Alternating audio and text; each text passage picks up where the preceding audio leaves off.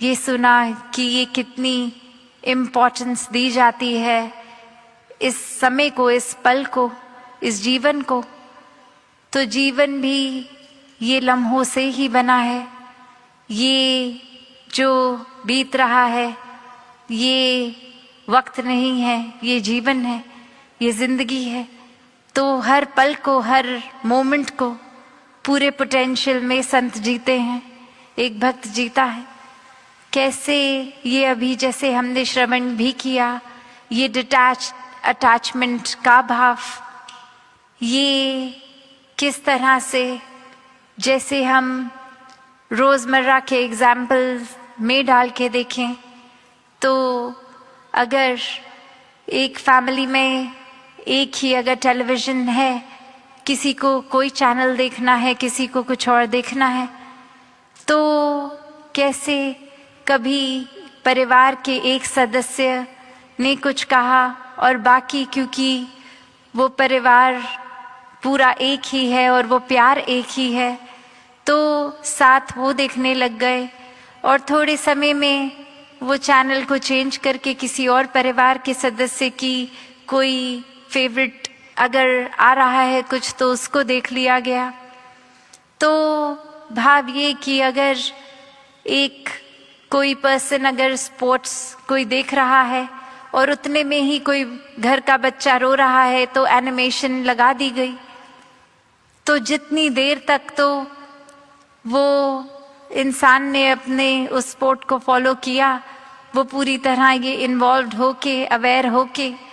पर उस समय जब लगा कि अब ज़रूरत क्या है, नीड ऑफ द आवर, अब ये बच्चे को अगर कुछ और देखना है, तो जब वो लगा तो ये नहीं कि वहाँ से उठ के चल दिए कि नहीं मेरे मन का तो चैनल अब लगा नहीं हुआ तो मैं यहाँ नहीं बैठूँगा।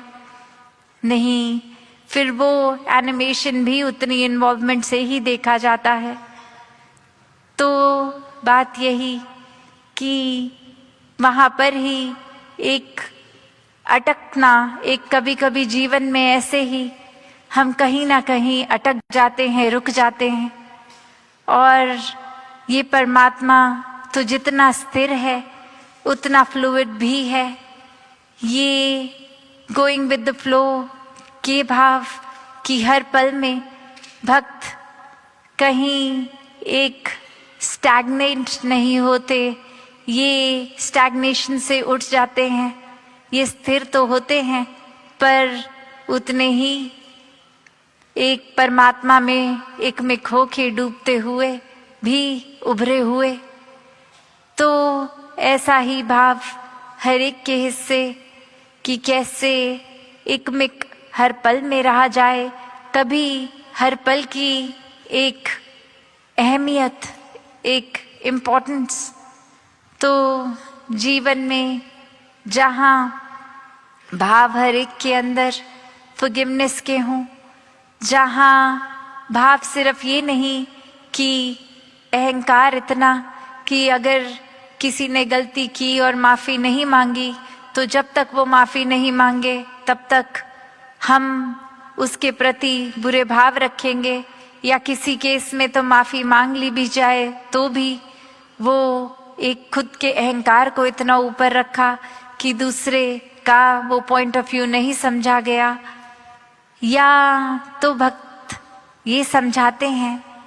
कि किसी की कोई गलती है भी तो उसको कैसे नज़रअंदाज करना है, खुद को विशाल बनाना है, या फिर किसी की गलती के बाद उसकी माफ़ी मांगने से पहले ही मन से उसके प्रति कोई बुरी भावना रखी ना जाए, वो माफ़ उसी पल ही कर दिया जाए। तो अक्सर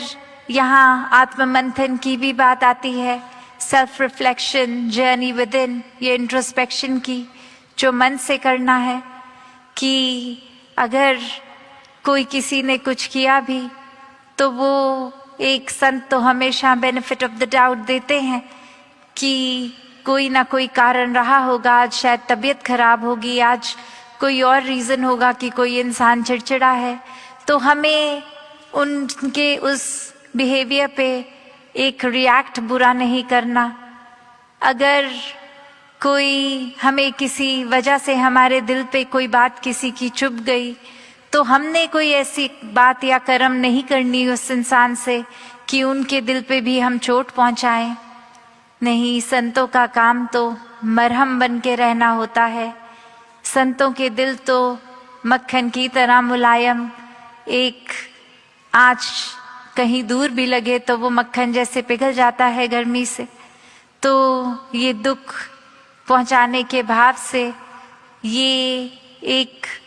ईगो से तो संत बहुत पहले ही उभर चुके हैं।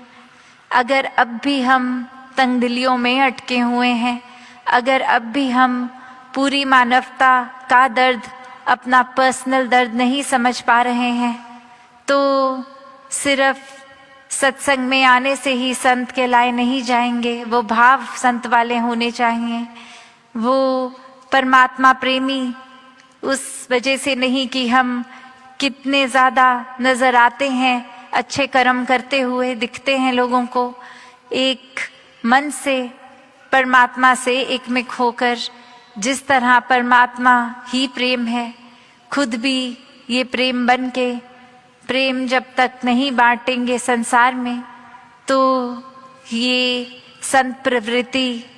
के जैसे हम नहीं हो पाएंगे। ये नेचर हमारा संतों वाला नहीं बन पाएगा। ये मानवीय गुण, ये ह्यूमन वैल्यूज़ भी जीवन में एक दिखावा मात्र ही रह जाएंगे, या फिर एक आदत के कारण, जैसे एक छोटे बच्चे को भी सॉरी और थैंक यू तो तब से ही सिखा दिया जाता है बोलना, पर जीवन में क्या वाकई ही ये थैंकफुलनेस, ये शुक्राना भाव परमात्मा के प्रति या किसी के भी प्रति आ रहा है, या फिर सिर्फ टर्मिनोलॉजी वो शब्दों तक ही रह गई है? कैसे वो मन में तो अभी भी किसी के लिए कड़वाहट है, पर सिर्फ कि दो चार आंखें हमें देख रही हैं, कोई चीज़ हमने ऐसे बोल दी तो चलो सॉरी वर्ड ही तो बोलना है, बोल देते हैं। अंदर से तो वैसे चाहे वो कड़वा भाव अभी भी कायम हो, तो संत एक समान रहते हैं, अंदर से भी बाहर से भी। ये तो एक संत की ट्रांसपेरेंसी है, ये शातिर दिमाग नहीं, ये चालाक, ये कनिंग नहीं। संत तो चेतन है, संत तो भोले हैं, संत चालाक नहीं। तो हम भी अगर अब सोचते हैं कि किसी की लकीर मिटा देंगे तो हमारी लकीर बड़ी हो जाएगी,